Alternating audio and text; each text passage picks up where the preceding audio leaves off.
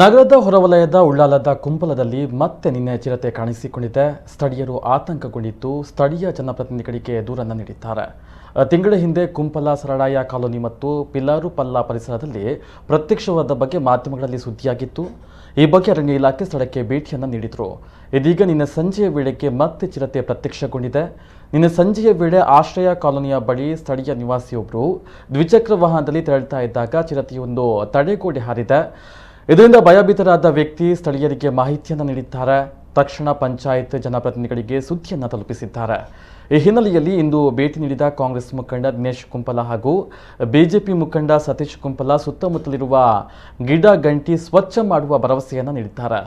ಜೊತೆಗೆ ಸಂಜೆಯ ವೇಳೆ ಒಬ್ಬೊಬ್ಬರೇ ಹೊರಗೆ ತೆರಳದಂತೆ ಮತ್ತು ಮಕ್ಕಳನ್ನು ಜಾಗ್ರತೆ ವಹಿಸುವಂತೆ ಮನವಿಯನ್ನ ಮಾಡಿದ್ದಾರೆ. ಜೊತೆಗೆ ಕೋಟೆಕಾರು ಶಾಖೆ ಉಪವಲಯದ ಅರಣ್ಯಾಧಿಕಾರಿ ಮಹಾಬಲ ಹಾಗೂ Konaje beat forest guard Savita Gatti ಇಂದು ಸ್ಥಳಕ್ಕೆ ಭೇಟಿಯನ್ನು ನೀಡಿ ಆಪರೇಷನ್ ಚಿರತೆ ಯೋಜನೆಯನ್ನು ರೂಪಿಸಿದ್ದಾರೆ.